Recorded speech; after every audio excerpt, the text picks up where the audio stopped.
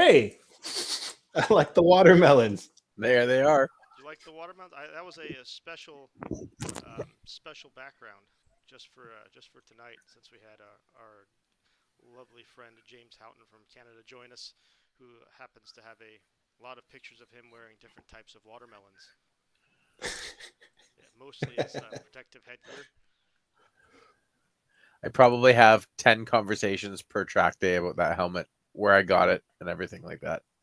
I'm gonna check. That's awesome. I have not checked to make sure our audio is good. I Mm. guess I will check that in a second. Looks like if anybody's out there, give us a thumbs up if the audio is working okay for you guys. But yes, I got a little better at the background, so I thought I'd get creative and give us some specific backgrounds for the particular guest we have. And thank you for joining us, James. James, are you part of Northern Speed effectively? I actually never noticed what that relationship was. So I got kind of adopted, I think, because I met them at one of their time attack events in 2019. And then I expressed that I was available to help them with their EVO in the following season, because I wasn't going to be probably campaigning the Integra anymore, because I wanted to race in GLTC and because it was becoming far too expensive with a growing family. Right. And they expressed interest in buying the Integra, and the rest is history. I mean, I don't necessarily per se work for them. I'm still in the family business of rust proofing cars. Right. But I definitely, try to be as helpful as I can be to their, their whole program as much as I can be. Awesome. So hopefully my microphone volume is up a bit more. I just turned it up as much as I possibly could. So hopefully that fixes it, which is crazy. It's the same microphone as last time, and nothing's changed. And of course now it's the one that's low. So we'll see how that Always happens, right? It's different every time. It's always an adventure. Maybe I'll just speak a little louder for the moment. Awesome. Wow. I feel like this week went by really fast, and we all look a little bit zoned out and tired this time. Feels like Friday. Yeah. This week was rough. Well, weren't you having you had a honeymoon last week? Or no, this last week was no, I don't even know what you were doing, Brendan. Did you take time off? No, it was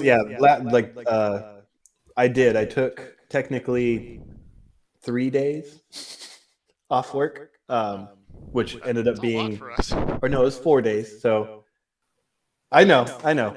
But yeah, I took 4 days off, and this past week I was back there doing it every day, and then Sunday I started feeling sick, which Fred's dad had a sickness that gave him a really sweet baritone, and I was starting to have that. So as it got later in the day on Sunday and the sun was kind of beating me up, I was like, all right, guys, I'm just gonna head home. But yeah, we did have a busy week with a lot of weird stuff like this BMW. I don't know if it should be on the road, but we're going to hopefully make it roadworthy after probably a few thousands of dollars. I had the fun of getting one of those Fiat 124s in here today. And Brendan, did we just lose you? Did you lose Brendan? Yeah, I don't know. I can hear you. Oh, what happened to your video? Yeah, I can't see either. Yeah, I broke my video. Brendan. So if you want to tell them, U-wrench is for right now off.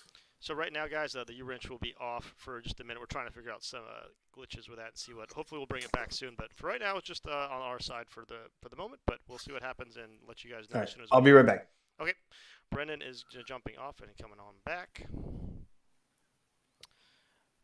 So, what I was going to tell him was we got one of those freaking Fiat 124s in the shop here, and I don't know if you've ever looked at those things, but they crammed a turbocharged engine into like a shoebox and expect you to be able to work on that thing. Sounds like most 90s GM products. Oh man, it's pretty rough. That was the day-to-day. I want to bring, when Brendan comes back, I wanted to bring up the whole scales of inflation when it comes to all of what we do, all of our hobby side of things, the business side of things. I'm not, obviously you do rust control. I'm sure if it's hit you somehow too. I mean, I can't see that it's gotten any cheaper to do your business or to operate, and people haven't probably gotten much more money to pay for your product.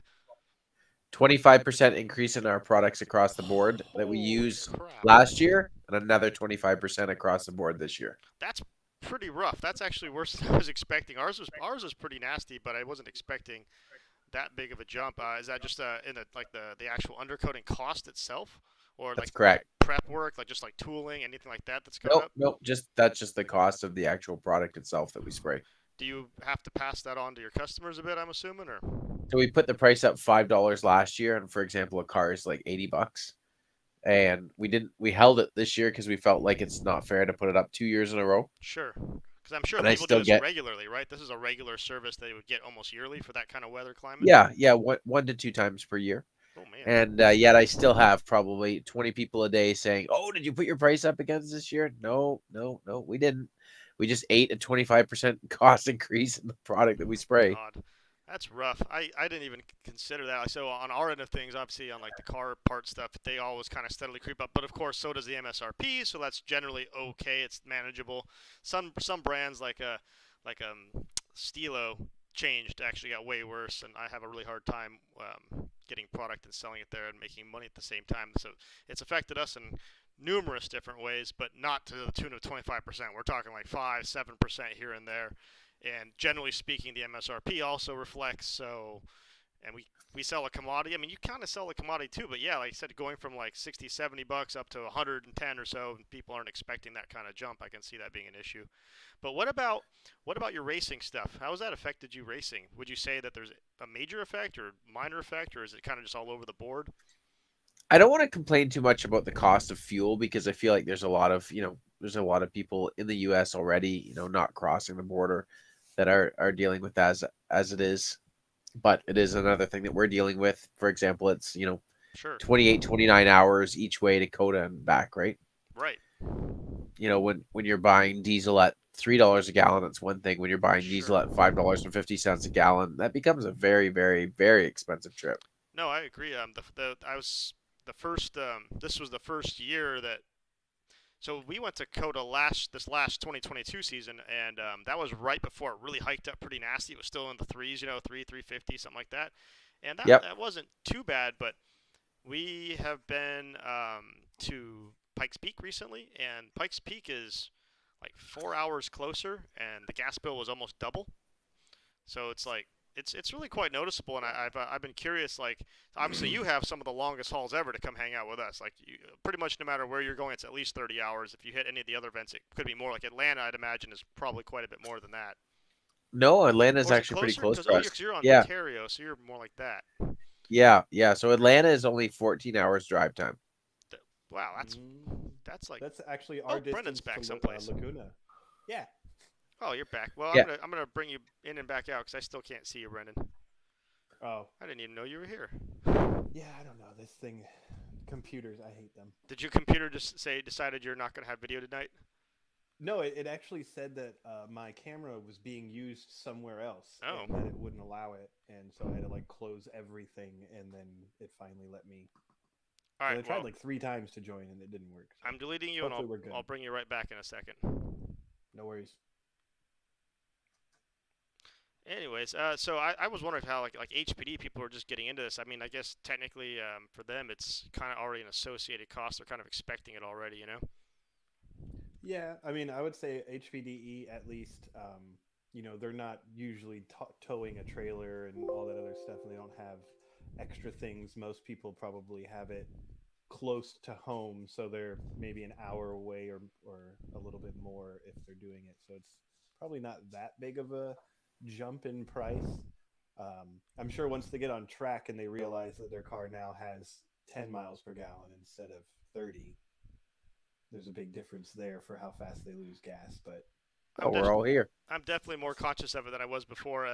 But it's like it's not just the gas. Like I said, I mean, gas is kind of always going to, we always factor in that we're going to spend a decent amount of gas for track days. But cost of goods like brakes and tires. Tires have been tricky. I'm not sure if you've tried to buy any Yokohamas lately, James, but that's been absolutely hilarious. I sometimes don't fully understand this, and I try really, really hard not to be a conspiracy theorist. But like, it's been hard to get, that you hear about the computer chip shortage for new vehicles and stuff like that. Sure. So you've had a computer chips. Oh, that's a tricky one. There's a Computer lot of chip shortage. Computer chip For shortage. for 2 years, right? Mm-hmm. And this place burned down in Japan. You hear about this and everything like that. There's computer chips in my computer here. Did any of these companies that are making computer chips for other things, they couldn't make a computer chip for a car? That's what I was wondering too. So like literally, like there were so many things that were still being produced with computer chips. I'm sure the chips they're looking for are very specific, but most, from what I understand, most of them are GPS chips. That was the chip that was being the biggest issue, was getting GPS type chips, because that affected AIM technologies, all the AIM Sportline stuff. Massive problems getting anything for any of their gauges, clusters, GPS 08s and 09 systems. All of them are delayed because of the chip shortage. And then, but I can go buy I can go buy a laptop. That's fine. I mean, there's plenty of chips for laptops, plenty of chips for that stuff. I think a lot of it isn't really like, I mean, granted, like, like places burning down or stuff like that. And I know when COVID started and everyone was shutting down for like 3 or 4 months straight, that literally just set everybody back for backlog and all that other stuff. But a lot of it, I would say, probably has to deal with, like, for what James was talking about, like other places can make them. Sure. It's essentially a bottom dollar thing. Like, I know one thing, it doesn't have to do with computer chips, but it's essentially referencing what I'm talking about is Jeep or Chrysler had a V6, and it's really funny because this particular V6, if you've ever had any kind of dealings with it. Is it the 3.7? Is it 3.7 or 3.6? It has one cylinder head that is warranted to 150,000 miles. The other cylinder head does not have this same extended warranty. That seems like a low-par thing to do. Yeah, it's because the one cylinder head that has the extended warranty, another company said that they could do it for like 10 cents cheaper for the cylinder head versus what the company for the head that wasn't warranted. And the head that cost more doesn't drop valve seats. The head that was cheaper and they were able to save money on production drops valve seats. So I think it's more or less like there's companies out there that can make stuff for all these car companies or AIM or whatever, but they're not going to give them the deal that they had with the company they had first. So instead of losing a whole bunch of money, they just wait. It's crazy. Yeah, and like I said, a lot of the things we've seen, like a lot of the industries out there seem like they're controlling the supply so much to artificially modify the demand, which, I mean, that's not legal in a lot of scenarios. It's frowned upon poorly. It's not right. If you're caught. If you're caught. So you're doing it in a manner where you're not caught seems to be a thing. Yeah. But I was getting back at just like the rising cost of racing. So we all do this as a hobby. I don't think any of us get really paid for this, that I'm aware of. I mean, I get some. I get a little tires. We get a little sponsorship money, maybe a little bit, but by no means it's more of a digging a little bit out, or filling in the hole a little bit. It's not really it's building like a castle. For the rest yeah, of it, right? It's a Band-Aid on a gunshot wound. It's pretty. It's not comparable what we have income wise coming to what we're spending. So I guess that's what I was kind of getting at, is with all these current changes that are happening with inflation and supply and demand, is racing just gets more and more expensive, yet we all figure out how to get it done anyways. I mean, that's essentially where there's a will, there's a way. I'm sure James probably knows that, as I know you do, Ravi, and it's one of those things of, for us, it's something that we want to do. And there really isn't a thing that we don't want, or that's going to keep us from doing that. So you find something, you find some sort of way to actually get there. I remember when I was young and I started working for Pro Auto, because I couldn't afford a track weekend every weekend. So I started working for the affiliation that I was running with so that I could actually drive. And I know you did that too, Robbie. Oh yeah.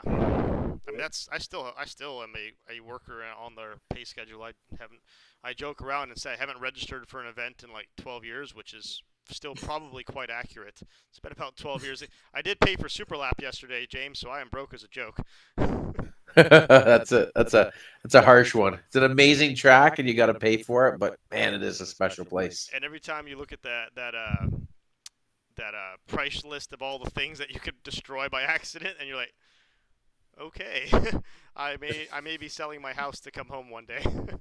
I just click skip on that. Skip. Not interested. Not interested. Next. Yep. Next. the garage next. Like you say, what the things that we'll just figure out, we're just gonna figure that one out later. Right. No, I'm pretty sure before I come this next year, I'm gonna try to build an under tray under my engine that will catch oil. I'm fairly confident that's a worthy investment since we're allowed to run underbodies now. I'd really like to make a small catch tray that just catches like a half a quart to a quart of oil underneath the car.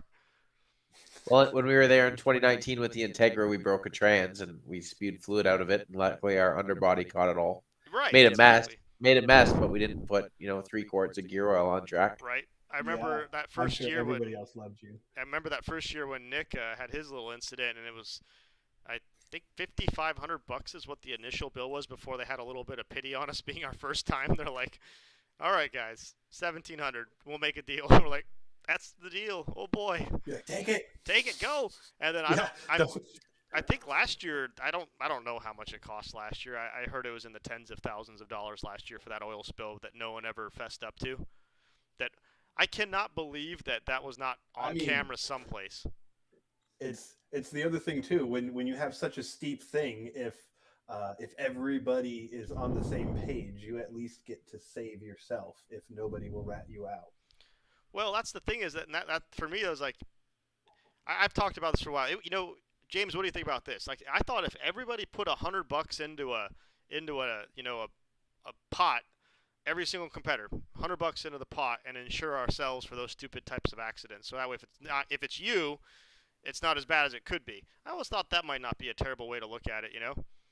Well, it's not bad. If you have like 50 drivers, do we need insurance, or do we just put the price up $100 and say don't worry about it? Well, we have insurance, but the problem is the premiums on insurance for these kind of tracks are massive. I don't know if you've ever looked at them, but they can be pretty pricey. I don't mean so much insurance. I mean just like you put $100, you just put the registration up $100. Right. You have 100 people there between GLTC and Time Attack. Right. Then there you go. You've got a $10,000 pot. I think it's a great idea if we just all built in a little extra, that will just be spread amongst the entire event. And if it's not used, it goes towards next year. We just save it for next year because maybe next year someone oils the entire track down. And I don't know if it's. Yeah.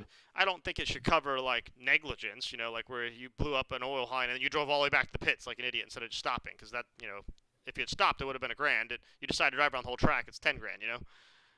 Yeah. So, but I always thought it'd be a good idea to just put a small, little pot together for that, and maybe something we should talk to Jabe and JD about, and be like, as expensive this event is, if for another $100, I would pay another $100 to not go home with a $5,000 bill. 100%. 100%. Yeah, and then the same as this last event where JD got stiffed with probably a $7,000 to $10,000 bill. Had they collected $100 from everybody, it would have been pretty much covered. It sounds like a good idea. It's just making sure that everybody else is on the same board. We're not used to running tracks like in general. Like this is one of the, I don't know if the tracks like that are like that in Canada or any place else. I haven't been to a single track that charges that amount anyways for a cleanup. A lot of them do. Like I know Buttonwillow charges like $50 a bag or something for sow dry, but that's it. They just charge for the sow dry. You might be out $300 to $600 if you oil down a few corners. But I've heard VIR is quite bad for it. They'll even charge you for grass and stuff like that. Ooh, how about big oak trees that are gone? I went there the year right after that tree was gone. I was so mad. My first time there was after the oak tree had already got hit by lightning and was gone, and I was like, I've been looking forward to that for years, just to go under that big tree. I don't know if you ever got to run it with the tree, but it's kind of like COTA. It's just one of those things you want to do, I was post-tree when I went there. I went there in 16 and 17. Yeah, I went there in 17. Where did you go there for 17? Chum Car 24-hour race. Oh, cool. That's pretty awesome. Yeah. So are you driving that EVO more? I mean, the Integra, is it under the knife, or what's going on with that thing? Integra's under the knife. Things are starting to happen with that again a bit more now. The EVO has been great this summer. We put a set of killer. Yeah, it's had power since last year. We put the JBR engine in it last year that it's got a lot of very good parts in it, and we were finally able to crank the power way up on it. It's made it as high as 870 wheel at full power. So we ran it at the CSCS finale last year and one test day, and it was good. But I don't know if you know about this or if you heard about this, but a lot of Evos have this like weird hopping thing that they do coming out of low speed corners sometimes, and a lot of people just attribute it to being like an Evo thing, and a lot of them just deal with it.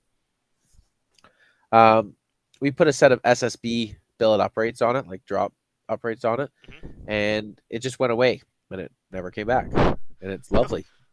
Well then, Yeah, tick. right? That you just solved the problem for everyone. Then I'm wondering how many else has anybody else like done that and verified that it works for them too, or is it just a random So occurrence with your car? I think the weird part about it is some people have still had it with drop knuckles on. So, but whatever the combination was for us seemed to fix it. So, we've still had some frustrating issues with that car this year. A couple times at the end of, we didn't have it in 2021, but in the end of 2019, the car randomly would shut off here and there.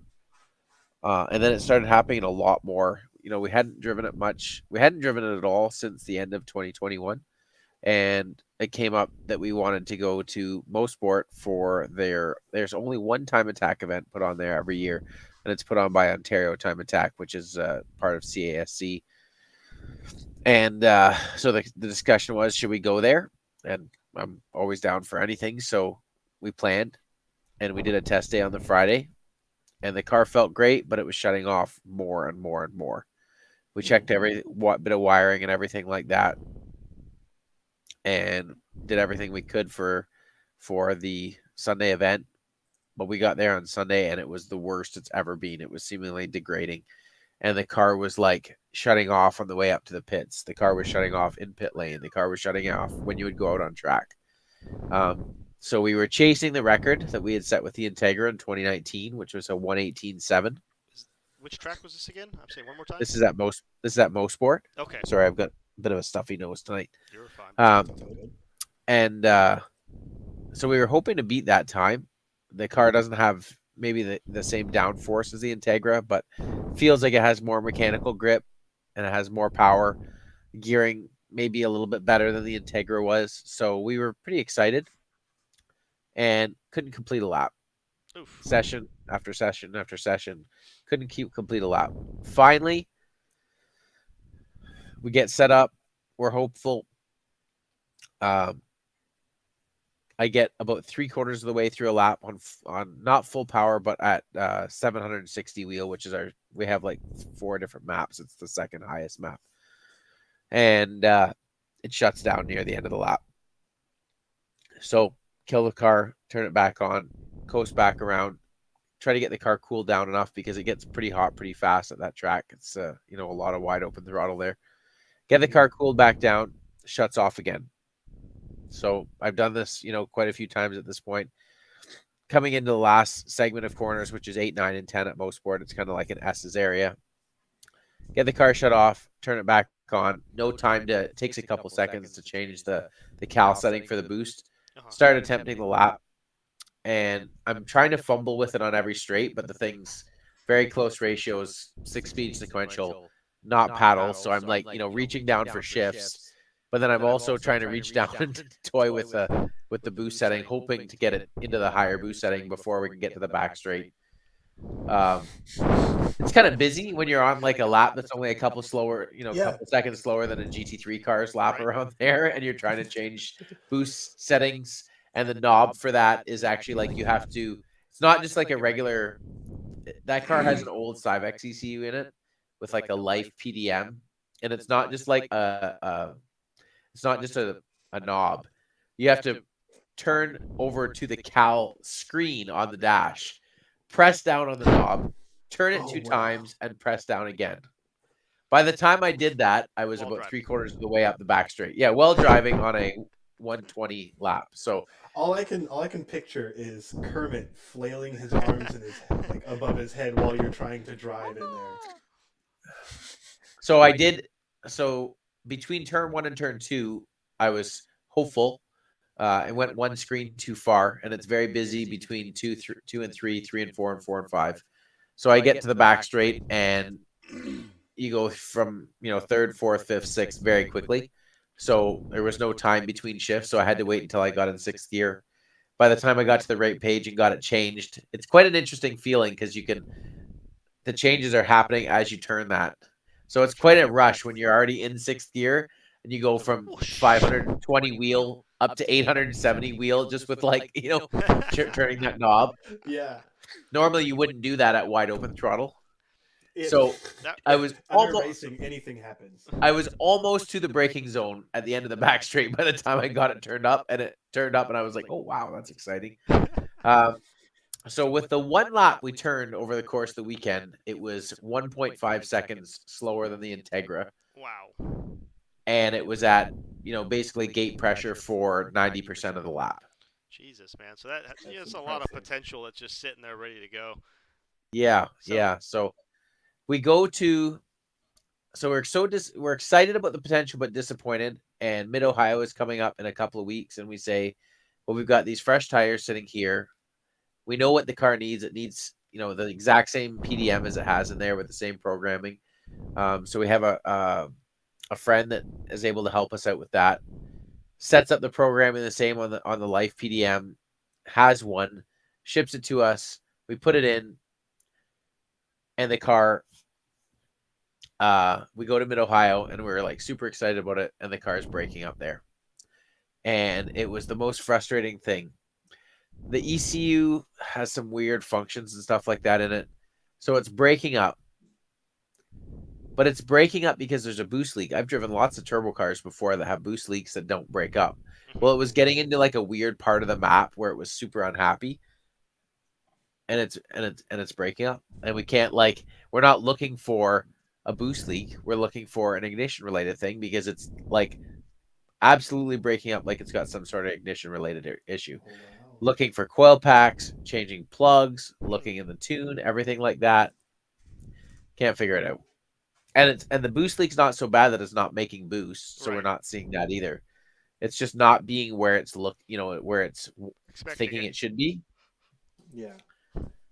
So we troubleshooted that the whole weekend. We had the TSX there as well. We were able to win a race with the TSX there in GLTC, which was really cool. But we were able to get a couple of mediocre laps in with the EVO, but nothing representative at all. We got back, saw the problem, fixed the problem, put on the dyno, I don't think we turned it to the highest setting, but that 760 tune made 758 first pull, came off the dyno in the trailer, it went.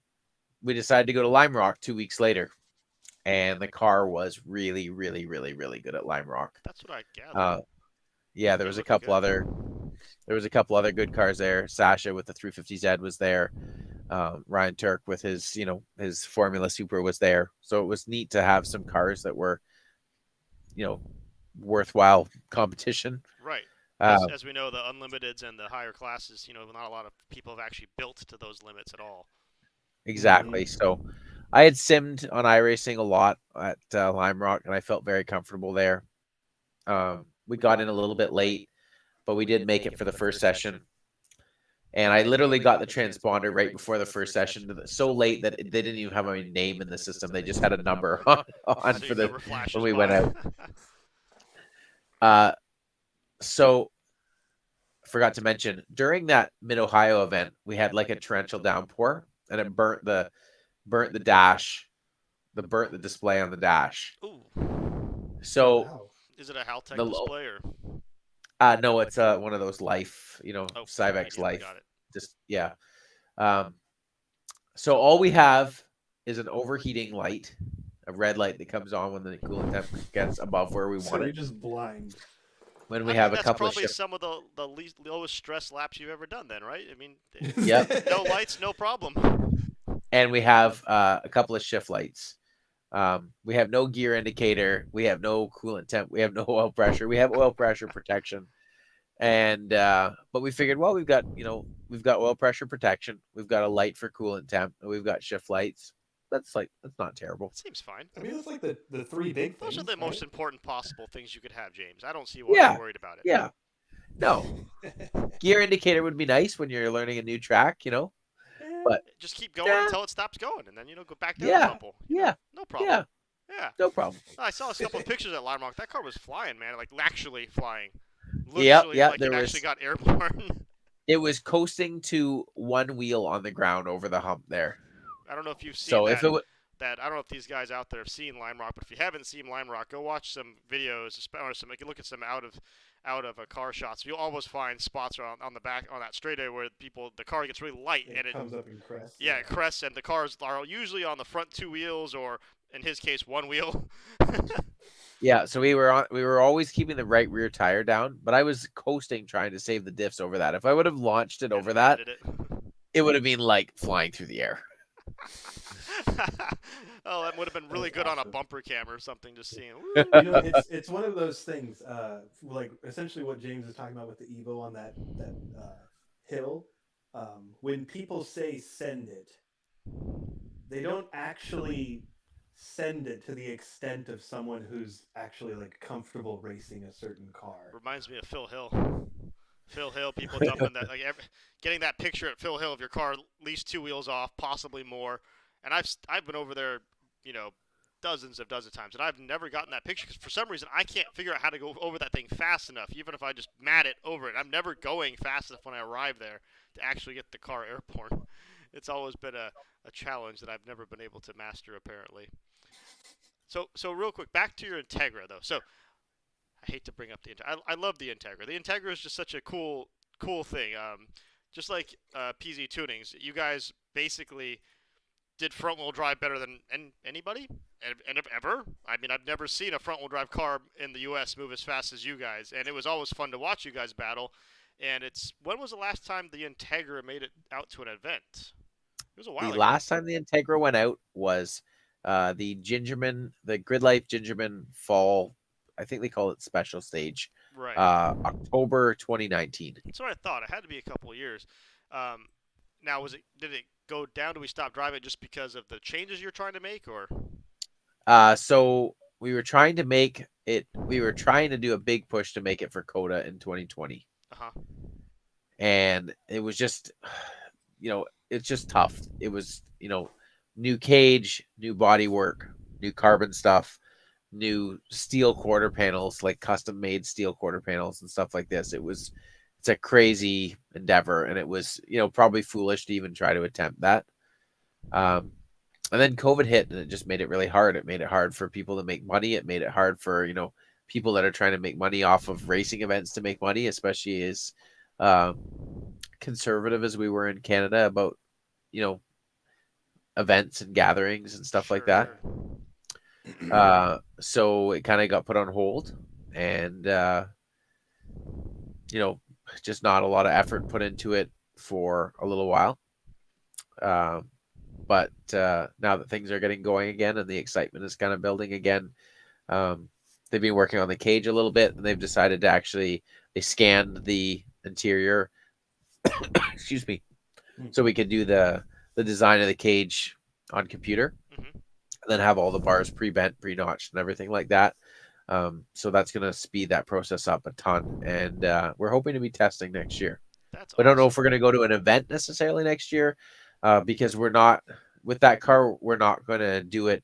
We're going to attempt not to do it wrong this time. We're going to attempt to take our time, test it properly, get it set up the way we want, and not be, we got to make it for this event. No, we got to make it awesome. We got to make it awesome. Whatever event it arrives at after that is even better.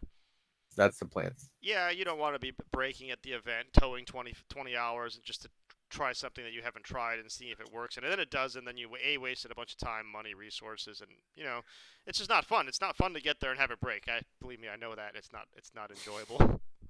Yeah. So, we've learned so much with the TSX racing at GLTC about maximizing, you're playing in this little box with GLTC, right? With this wheel-to-wheel series with Grid Life. And you're just in this tiny little box trying to figure out, what you can do to make a car faster. And when we brought it out in 2020, before we got locked down, it was really good. But the series evolved a lot since then. We tried our absolute hardest to keep up with it. And I think we did a pretty good job of it. We struggled a little bit with reliability issues this year, but we were able to, still win 2 races post-lockdown. So that was really cool. But I think what we've learned with that car is really going to translate into some crazy stuff with the Integra. That's cool. I think we were always looking too much to the aero grip side of things and not as much to the mechanical grip side of things. Okay. Yeah. And I think that we were just, I feel like we were just walking around with blinders on sometimes. We were so focused on getting bump stop height right and all this sort of thing. What spring rates do we need to keep the splitter in a happy place and stuff like that? And it's like, but what about the car making mechanical grip? Sure. To the point that when we look back at data from the Integra in 2019, our min speed in the S's on 315A7s, 2,500 pounds with driver, was the same as it was this year in the TSX, 2,950 with driver, 285 Falcon 660s, and no aero. Wow. So yeah, that's definitely a demonstration that the car was happier in some sectors of that track and not nearly as happy in some of the other sectors. I always find that those S's are strange because the entry is quite high speed. I'm not a fast car. I enter, I think right before I turn in, I'll look down and see like 114, 115, then I'll scrub down to low 90s for the first section. Then I think 75 is about where the low speed section is through there.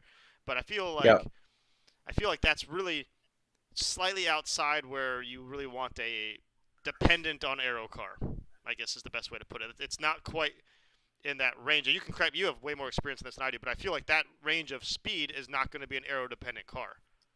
That's a mechanical. I still think that so our min speed in the TSX is 90 through there. Mm-hmm. That's fast. And it's pretty good. We started looking at other people's data and stuff like that. It's real fast. That's really fast. Amir was pleasant enough to share some data with us, and it was faster than his through there. So we're really proud of that. We've worked really, really hard on that TSX to get it where it needed to be. These guys are killers out there with these GLTC guys. It's crazy. Everyone is trying. Competition. It's really fun to watch. Yeah, GLTC looks amazing. I know I've thrown out the idea of me getting there, but there's some changes I need to make to my car, so I'm going to do Arizona stuff and get it sorted before I try to make a trip out to have fun with you guys. But if it's not any secrets, what were some of the things that you did for mechanical grip over aero? One of the big things is we got the car as low as we could. And I think that we were always more, so we had room to go lower with the Integra, but we had, a big underbody underneath it with some cool stuff going on under there. And we were using up some of our ride height with the underbody things we were doing. And we wanted room to do those things. And if we would have lowered the car more, our underbody would have had to be more subtle. And I want to kind of throw that out the window when we go back to it, and I want to get that car as low as we can get, and worry about the downforce afterwards. The front wing on the Integra is crazy. The rear wing is crazy. The shark fin is going to be cool. The rear diffuser will be good. We don't need to be as high as we were. I don't think. I think we need to try to get the car lower. I was always kind of the person that was like, "Oh, you don't need to have your car that low," and I was like literally preaching BS because we got that TSX low. Yeah, you did. We got the geometry right. It's a shame that we had to like clearance the fenders and stuff like that so much that I don't feel like it looks as low. When I look back at the initial pictures when we got the car to its current ride height and we didn't have the fenders flared quite as much and we didn't have the front fender flares radius, that was like, tucking 315s in the front. And I was like, oh, wow, this is crazy. You get kind of used to it. You get the fenders fitting better and you get them trimmed up to where it's a reasonable, fender clearance. And then you get kind of used to it and you go, oh, yeah, it's like, I guess it's kind of low. But then you go back and look at a picture of when it was almost 2 inches higher in 2020 and you go, oh, okay, this car is on the ground. That's definitely one of those things that so a car like the Integra, I mean, you do have obviously a lot of underbody stuff, and again, at first time I looked at it, you could all the passengers going through there, and you're like, holy crap, that there's stuff going on that the average person isn't going to understand. How much of that is underbody effect that would utilize having it lower to the ground, like amplified? So the car was like the underbody sections of the underbody were very, very low. So we had a minimum ride height of just over 2 inches at basically just behind the front tires. But then we had more of a step than a diffuser going on in the underbody, Mm. which is a thing that some people have experimented with. I think it seemed to work well, but it would have been interesting to lower the car an inch or close to it and correct the geometry for that, and then play with a smaller step in there and see what that would have done, see what it would have been Sure. like. But when you're trying to do too many events in one season and you're trying to always get to the next one, you're sometimes just, I feel like you're looking at your feet instead of looking at the road. And Yeah.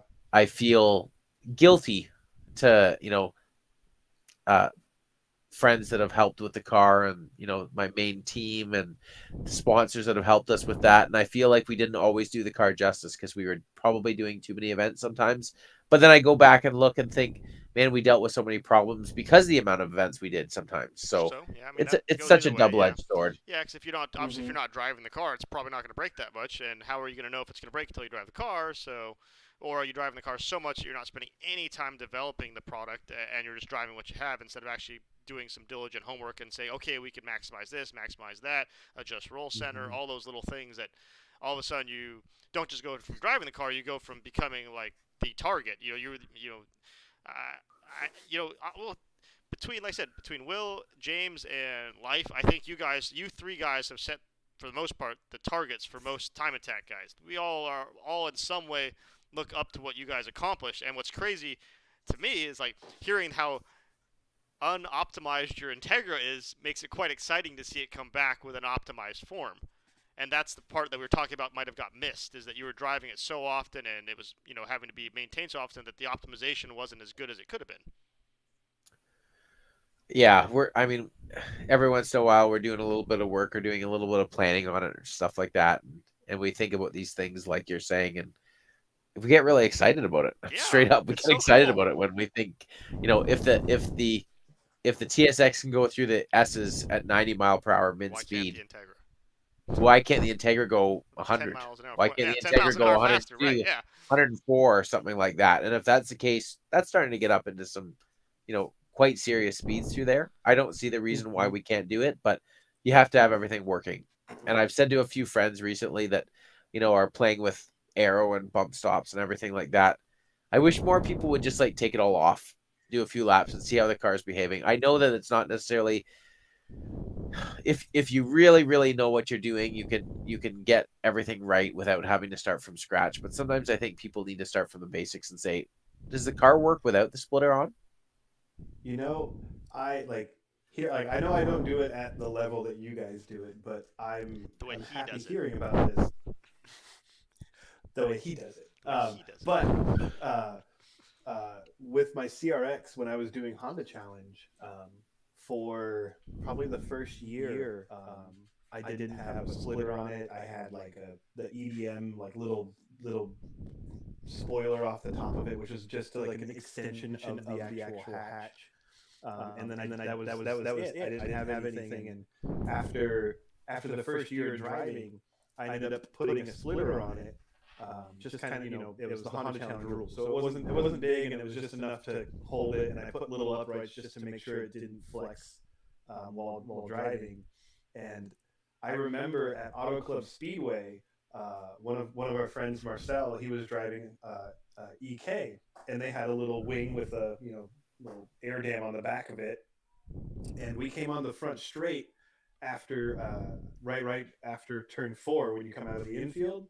We came onto the front straight, and I literally tucked in behind him, and I pulled like 6 cars before the start finish in a classed car we had the same engine, we were restricted the same horsepower, like nothing. And literally Marcel saw that, and because it was in quali, after quali he went back and just pulled the wing off, and he was like, screw this thing. I mean, there's definitely like I mean, this was the first year that I've ever competed with any kind of power to push through any kind of mild air. And you've seen I've run really mild air. I have the APR 250 wing. It's really super mild. It's sitting at 0 degrees angle of attack, just whatever the Cord offers, which is like 1 to 1.5 degrees. It's real mild. But I remember when I had I had a Tytech wing on there for a long time, which is a old JGTC wing, and I had it, just threw it on the car. I remember seeing like a 7 mile an hour jump and switching from the JGTC thing to this much smaller APR. without any power upgrades, and then with power, obviously, to exponential. But the first time I ever remember feeling what Aero actually was like was when I went to Atlanta the first time. I think you were there, James. Was it the Life Motorsports car? There was a GTR there. I don't remember if it was Life or who it was, but there was a really fast GTR there. And I remember because I was coming down the back straightaway right before turn 9, the little kink on the back straightaway. And I saw the car coming, so I had moved all the way left just to let him by. And he passed with maybe like 6 feet to my right. And all I remember is putting in left counter steer as the car got sucked in behind him. That was my. Yeah, Matt, I don't remember what car it was or what GTR it was. Matt was saying, was it gray or black? I can't remember. It was so long ago. That was maybe like 2016 or 17. But all I remember is that GTR passed me doing like 175 compared to my 135, and it actually physically side drafted my car in behind him. And I actually was steering the other way as it pulled me in, and then I had to straighten out. It was just. That's a wild Absolutely, experience. Absolutely wild how big of a hole he was punching in the air to cause a vacuum behind the car that would move a 2,500-pound vehicle into it. That's nuts. Yeah, that's. Yep, no, that's it's all very crazy. There's just so many facets to a car, and I feel like it's so easy to miss any of them. And I think that's why, over the years, there's certain cars that have just been so impressive, and some of those cars were, it was just like, hey, well, the whole package was working. If the whole package is working, the car is going to be way faster than people would even think that is possible. I actually remember that with, I believe it was Will with the Vibrant Civic. Right. Yep. When he first started, essentially. It was his car that I know a lot of people were like, wait, front wheel drive isn't horrible? Yeah. Him and James, and man. And I actually, after I first saw Will, because I remember he went to the a global time attack, I think, and he ran the fastest time of the day, regardless of what class you were in. Atlanta. It was Atlanta. Sure. Yeah, it was. I think he squeaked out like GST Mike that day. Or 16? Yeah, it was the last time that the GST Motorsports L ran. Remember they were running a misfire or something, and it was like a half a second or so. They squeezed out the L, and but yeah, that just opens everyone's eyes that front wheel drive can be fast. It's still physics, And that would have been 27. That would have been 2017. He did 23.3 that day. Yeah. And I remember seeing, actually, it was you at COTA before COVID. I think it was February, right? Yeah, 20 with the Integra would have been 2019. Would have been the year before. No, it was the TSX that I watched. Oh, sorry. Okay, yeah. Yeah. So it was, and I remember the TSX because one, it looked great, and you were definitely fast. Thank you. And two, everybody was more surprised that you were the only car out there without Aero. Yep. And weren't you running AO52s as well? We were. You were running a non-Hoosier tire, which everybody was kind of confused by. And I was thinking in my head, I tried to use that strategy a few times because that tire warms up so incredibly fast that you can pull some bus lengths on people for the first minute or so. Oh, that tire it's unbelievable. There was so much. That car was not even fair that year. That was to watch. Yeah, no, you were on the end of the straightaway, and they were still entering the straightaway. You were at the turn 1, and we were like, "What the heck happened?" Everyone else was like, having fun, like different cars were, battling it out and everything like that. And they were like, "Oh, well, yeah, James is still driving with us. He's just over there."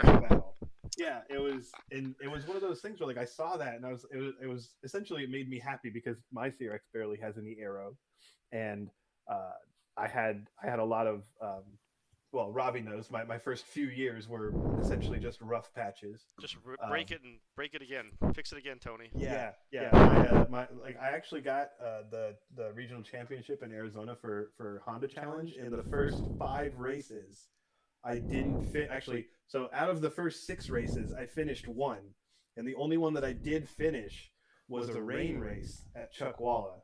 And the only Well, that reason I was a good finished day. it was because that was an amazing. That was a day. great day. But also, I was the only one on slicks that day too. Everyone else had rain tires. I didn't bring any, so I was like, well, we'll see what happens. And I broke an axle, and it was the exact same axle. I broke one 5 times out of 6 races, and it was because I had a bent knuckle. But it was like instead of giving me negative 3.5 degrees, it gave me negative 5. So it was bent a very small amount measuring wise, but it took me 3 events to actually find it. Chuckwalla that year was fun. We had a lot of fun there because the rain actually, there's a lot of people out there. My car doesn't run in the rain, we found out. It just doesn't run in the rain. It refuses to start. And it was in the trailer that night, and it said, no, I'm not running, it's raining. It would not fire up. I'm sure James being from, Canada, and he does a lot of East Coast stuff, rain is just kind of a thing. So being here in Arizona, that white crap literally that comes from the sky too. That too. I don't know what that stuff does, but here it's cold. At least with Chuckwalla, like that was my first time driving on track with rain. Definitely first time with Toyo RRs. And yeah, what was it? I have a video of me and Robert Rose literally just like fighting the steering wheel. I had a camera facing me, and Robert was next to me, so you can see him losing the steering wheel as I'm losing the steering wheel through the race. So I wanted to, because we got to wrap up because it's 9 minutes left till 7. But I wanted to bring some. So James has some friends over at Houghton because he uses a lot of their product and they take care of him as best they can on quite a bit. They were kind enough to share a high quality video of one of his, I think it was a production car lap record at Road America, I believe.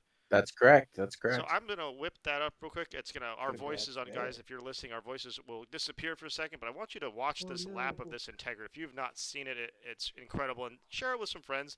It's quite the ride. I'm gonna hopefully not blare you guys with sound, but here we go. Take a watch. I'll be back in just a second. I turned off my YouTube because I know.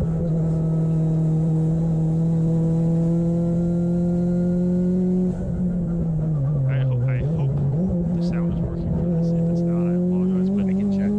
there you go. It looks like it is, but I don't know if they can hear us talking. But hey, I just like watching this video, dude. I'm watching you come on that. We're going on the straightaway right now, and it's absolutely nuts. Oh, this coming up the hill. Yeah. Like just what this and then remembering. They can hear us. That's good. Excellent. So, talk us through this, James. Yeah. Okay, so I've got a bit of a delay here, but this was an interesting event because we had seen Will crash. He had his engine failure and crash at like 170 miles per hour here. We had a little issue with the car in the morning. We got it fixed. So the first session was scrapped because of this crash. The second session was scrapped because of our issue. And we had come because of it was busy time at our shop. This was like my first attempt.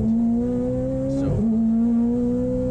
this was my second attempt. We had got one lap in earlier.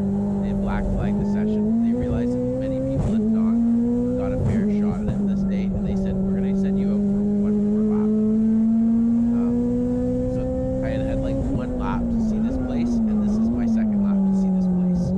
And Phenomenal. it was, it's a wild ride. I've been here twice, and this is absolutely fascinating to watch because it's not even the same thing. I will say this corner we're coming up to now. I love this corner on any kind of game I'm playing. So I can only imagine what it is. Johnsonville, yeah. The kink. My main thing is coming up to the kink here. Now we're probably a little bit different than this right now from watching.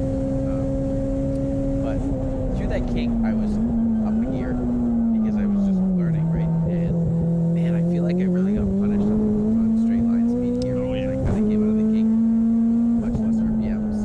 But like, I had seen it one time, so I was learning so much. It was hard to know what to expect. I had seen Will crash so bad that day, and I was super bummed for him. And I That's a didn't mind crash. game for sure. Yeah, like I had already, he had got one lap earlier, or the day previous, and we had beaten his lap in our first lap this morning, or in the morning. So this was just kind of one of those things where it was like, push as much as you care to push, but don't be foolish here, right? There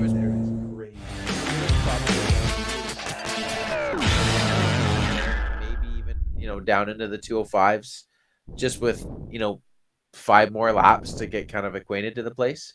But it is what it is. I mean, we went out there, we drove the car, out of the trailer, and we drove the car back into the trailer at the end of the weekend. So to put that in perspective, so you're on a 208 something there, and when I was there in 2014, naturally aspirated with kink, I think I ran a 229. But that's really fast, James. Yeah. 21 seconds, yeah. It's I mean, and just watching how fast the corners are coming, but like watching again, even though the car wasn't optimized, watching the minimum corner speeds is still just a ton of fun in that thing. Yeah, that track is getting to be fast enough there where you can start to band-aid some of the mechanical grip flaws with aero grip there, I believe. But I still, that's one of those things where I was still learning so much. I bet you the GLTC cars were going as fast through the kink as I was there because they're getting more laps and they're getting more optimized and they're getting more comfortable, right? Well, that's very cool. And I really to be appreciate fair, you sharing all that stuff with us, man. To be fair, we were kind of pumped to keep that record for a while, but Ferris went out last year and put that to rest there. What was his record? I mean, that we've been watching him smash records for a while. But I think he went down in the 204s, if I remember correctly. Still pretty. But straight line speed was a big deal there. I think our top speed was 169 on that lap, and I think we hit 169 twice, and then 167 into Canada Corner, or something like that. I think he went 186 miles an hour into turn 5. Well, he's pushing something like 1,000 plus, isn't he? I think he was like 950 wheel that day, but the gearing on that car and the power band and everything like that on that car really translates into some impressive speeds. So I still feel pretty proud of the lap we did there, considering our straight line speed was decent, not amazing. But man, it would be fun to go back. I'd love to go back with the EVO or the Integra.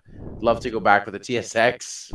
I would love to go back with anything. It's just it's an amazing place. I have this bad habit of not being excited to go to, tracks that other people are excited to drive until I get there. And then I'm all of a sudden excited. I was not excited about Road America.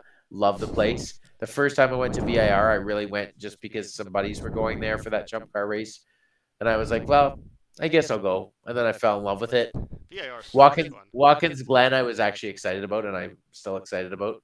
But no, VIR and Road America, especially those two, I can remember having no excitement about driving the track at all and getting there and thinking, this is amazing. That VIR, the best turn for me is before Oak Tree, that downhill left at the top of the S's. That corner is such a mind. It just messes with your mind because you can go really fast through there, but if you get it wrong, it'll suck you off to the left right into the woods. That reminds me of, I remember, so I've driven Laguna Seca, and I had a bunch of people like, oh, how was that? How was the corkscrew? And I was like, actually, it's not the corkscrew, it's 9. 9. Turn 9 was so, have you been there, James? I have not. Is that the left-hander before you go up the hill to the corkscrew? After. No, it's the one after the down corkscrew. The hill. So you come down, you're doing the right, and then it goes up, and it's a left. And that corner, granted, it's funny too, because the first time I went there was in a stock Civic EX 4-door, a 96. So it was a D series, 5-speed. It was slower than those Miatas. And I was really proud of myself because coming out of the corkscrew, I never lifted until 10, which is that banked right-hander. Yep. And I will say, granted, that was in 2011, 2012. I was only able to not lift there 3 times. And that was the first day I drove. The second day, every time I came up there, I was too scared to stay completely flat the entire time. Well, that corner 9 has such high consequences, especially as you roll out towards the top edge, because you'll hit that spot where it goes flat, and 2 of your tires will hit the flat spot, and then you just go off to the right. Oh my God. It's terrifying. I saw a car touch the paint at the beginning of the banking into the corner, and they got squirrely, and that's probably what pulled me back on keep staying floored through there. And as you come through, it's banked. And then when you get to the bottom and it flattens, it drops all of the bank, and there's just a wall like 20 feet off the track. Just shoots you off that direction. Yeah, no, the corkscrew was never scary to me. I think you saw the. No. I did the Forza line through there a couple times by accident. and it was caught on camera too. There's just a shot of me going sideways down the freaking embankment, still in it, like and it was that didn't scare me though. Turn 9, terrifying. But yeah, guys, we have to wrap it up because it is 7 o'clock. I appreciate James. You stayed up until it's got to be 10 o'clock there now. So thank you so much. Now the iRacing begins for the night. Excellent. I love to hear it. We'd love to have you back later, especially as your car progresses, and we'll bring some. If you have any stuff to share with us, we'll post it up next time James, too. In the future, if you don't mind, I need to get my iRacing setup back together, and I wouldn't mind at least joining you for a few drives. It'd be fun. Absolutely, that'd be great. Awesome, guys.